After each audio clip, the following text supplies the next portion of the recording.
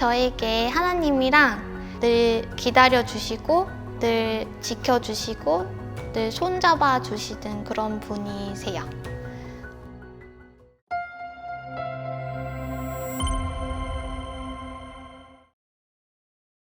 안녕하세요.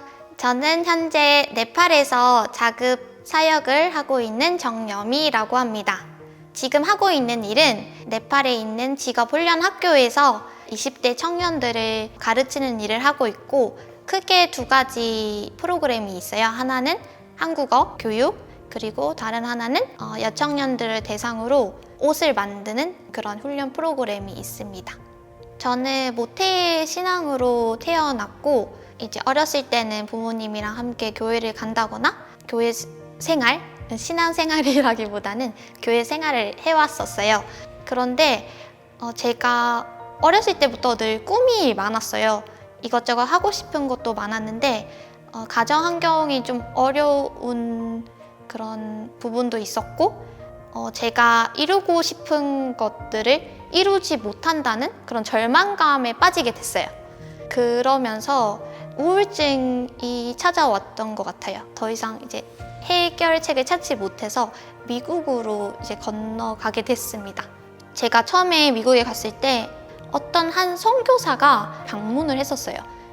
그 선교사가 했던 설교가 아직도 기억이 남는데, 풍랑이 있는 그 바다에 그 배에 예수님이 타고 있었던 그 성경 말씀으로 간증을 했었거든요.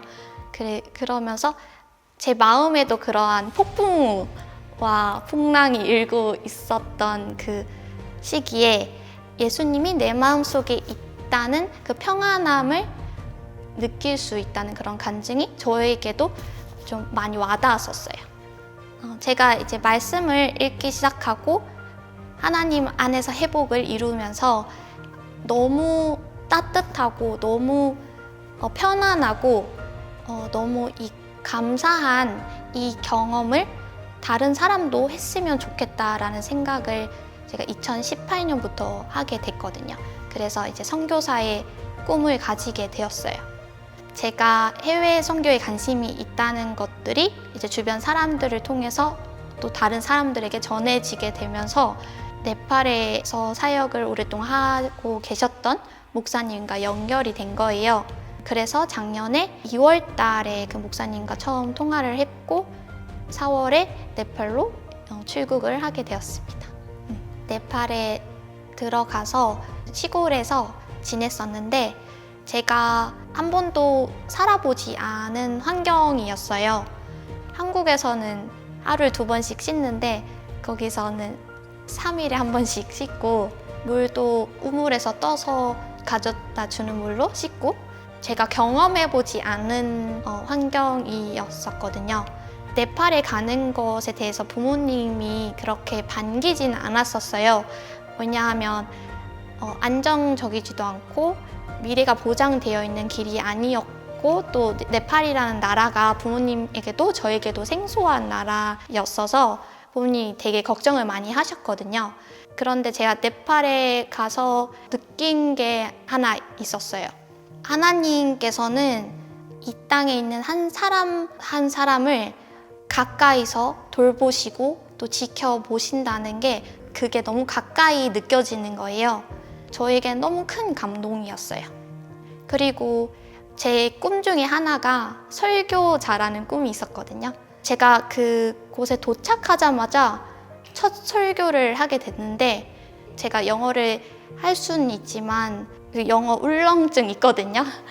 그럼에도 불구하고 하나님께 제가 할 말을 잘 이야기할 수 있게끔 기도를 하고 사람들 앞에 섰을 때 그 사람들이 어떻게 반응하고 어떻게 받아들였는지 모르겠지만 저는 감동을 받았거든요. 그렇게 말씀을 전할 때마다 분명히 하나님께서는 저의 마음을 만져주셨고 또 누군가의 마음을 만져주셨겠죠. 제가 성경 수업을 하던 어느 날에는 그 제 나이가 많은 장로님께서 저의 그 수업을 통해서 너무 감동을 많이 받으신 거예요. 그래서 수업을 통해서 내가 정말 하는 게 아니구나, 나를 통해서 하나님께서 일하시는 거라는 것을 느끼게 되었습니다. 제가 이제 지냈던 곳에서 가까운 고아원에서 제가 성경 수업이 없거나 이제 끝난 그 이후의 시간을 함께 보냈었는데, 하나님이 이 아이들을 너무 사랑하셔서 어렸을 때부터 또 기독교 교육과 또 교회 안에서 자랄 수 있는 또 축복을 받은 아이들이었거든요. 비록 부모님은 안 계시지만 이 하나님을 안다는 게 정말 가장 큰 축복임을 또 볼 수 있었고, 그런 고아원 사역이나 고아원을 돕는 분들의 정말 기도로 운영이 되고 있는 것을 또 직접 확인할 수 있었어요. 네팔에 가보니까 정말 아무 일도 하지 않는 청년들, 사람들이 너무 많은 거예요. 그리고 요즘 또 다 핸드폰도 있고 스마트폰 있으니까 미디어나 정보들이 많이 또 접할 수 있잖아요. 비교할 게 너무 많고 열등감을 느끼는 거예요. 그래서 우울증에 걸린 네팔 청년들도 많고 자살도 흔히 볼 수 있어요. 그리고 카스트 제도라고 인도 네팔에 있는 그 힌두교의 계급 제도인데, 폐지가 됐다고는 하지만 아직 남아 있어요. 낮은 계급의 사람들은 원래 가진 게 없었고 또 앞으로도 가질 게 없어요.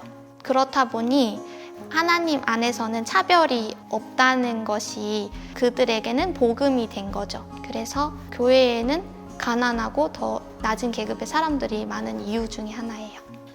이 어려운 국가인 네팔에 정말 도움의 손길들이 많이 필요해요.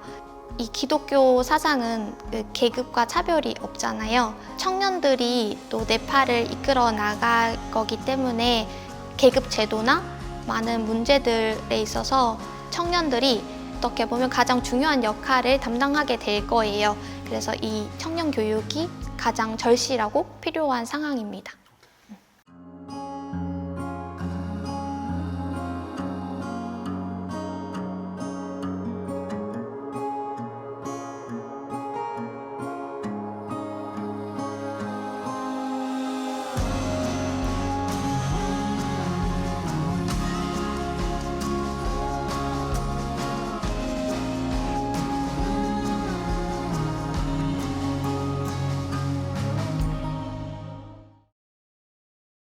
자급 사역이라는 것이 쉽진 않아요. 또 제가 어떠한 수입의 원천이 있는 것도 아니고, 제가 후원을 해달라고 해도 사실 막상 제가 무슨 일을 하는지 몰라서 후원을 하기 어렵다는 분들도 계셨었어요.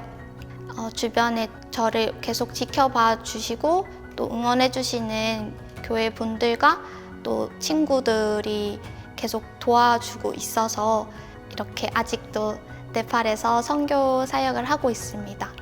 이런 선교에 있어서 정말 많은 분들이 도움이 필요하다는 것, 그리고 그분들의 기도와 하나님의 뜻으로 이루어진다고 생각해요. 저에게 하나님이랑 늘 기다려주시고 늘 지켜주시고 늘 손잡아 주시는 그런 분이세요. 비유를 하자면 하나님 어미새, 전 아기새. 그래서 하나님 안에 있으면 정말 평안하다는 거를 제가 경험을 하거든요.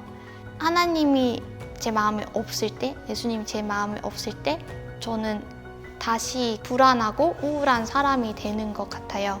그래서 저는 그 예수님이 없으면 저는 살 수가 없는 거예요. 이제 타지에서 생활하고 제가 새로운 환경이나 또 새로운 사람들 만나는 거 좋아하긴 하지만 외로움이 불쑥불쑥 찾아오기도 해요. 그럴 때마다 하나님께서 나와 함께 하신다는 거, 그거를 더 많이 느꼈던 것 같아요.